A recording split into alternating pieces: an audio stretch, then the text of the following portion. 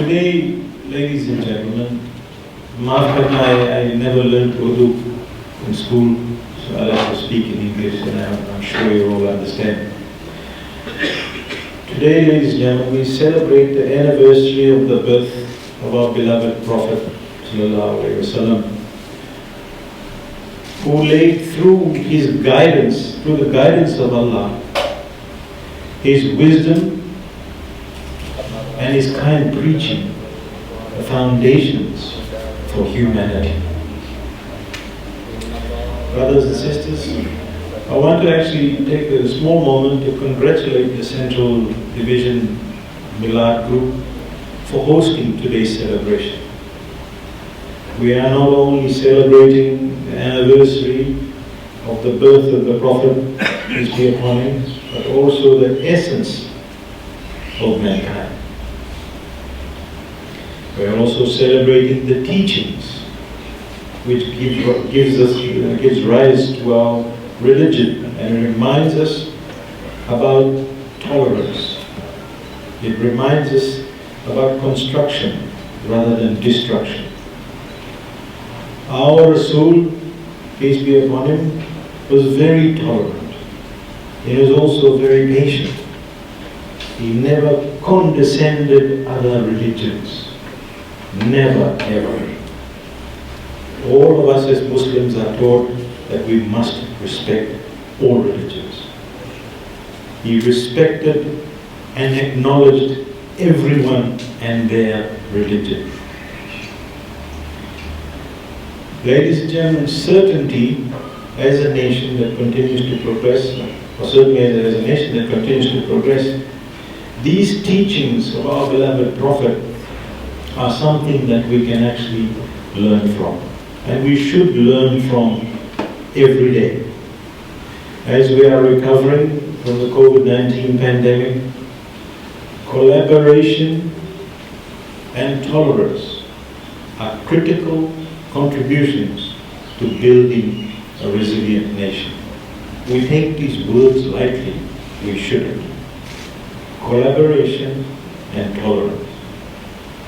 We are being re-taught so many things because of COVID-19. And all of these things that I actually talk about are actually from the teachings of our beloved Prophet. A nation which comes together in such difficult times is a nation that will flourish and prosper. We are a very fortunate nation, as you can see from what you see around the world. We are an extremely fortunate nation. We must appreciate that in Fiji, we as Fijians have equal rights to practice any religion. This shows how united we are, how open-minded we are, and how we actually coexist. This again is consistent with what our Holy Prophet has actually taught us. To live and to coexist with each other, irrespective of race, irrespective of color or religion. Just last Sunday, ladies and gentlemen, it was actually wonderful to see all Fijians coming together to celebrate Diwali. We were able to move freely and happily visit our Hindu brothers and sisters. As Fijians, we are lucky that we are able to move around freely and celebrate with our friends and our family. This freedom that many around the world are still deprived of. Through Allah subhanahu wa ta'ala's blessing and protection, we are still able to host events such as these and gatherings under the parameters that have been set by the Ministry of Health and Medical Services, and we are actually able to go visit our loved ones. Please do not take that for granted. This is how fortunate we are. Brothers and sisters, as with other religions, Islam talks about peace, It talks about harmony. It talks about tolerance. It talks about humility. It talks about patience, respect, solidarity, and equality. Our Holy Prophet, peace be upon him, was a living example of each and every one of those things that I've actually just mentioned. And that's what we all stand for. The Holy Prophet, peace be upon him, has taught us how to look after oneself, how to behave as a husband, how to behave as a father, how to behave as a son, and how to behave as a neighbor. These are simple things that we all take for granted. But we should remember them, and we should remember where it comes from. He also advised our sisters about their roles as a wife, as a mother, and as a daughter. He also taught us our rights and our obligations. And you know, there are times when sometimes I wonder how we all think about where that actually fits in, about our sisters and our mothers. They're no different to us. Not at all. They earn the same respect, they live by the same principles.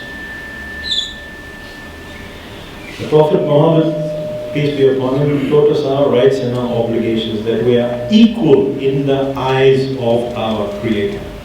Please, take a moment and think about what I just said. We are equal in the eyes of our Creator. Irrespective of where you are in your social structures.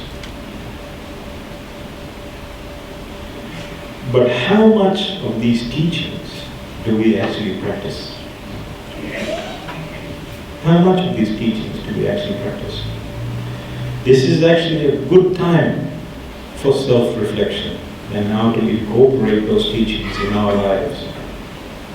Brothers and sisters, our Holy Prophet is daily in our hearts and in our minds and in minds of all Muslims around the world.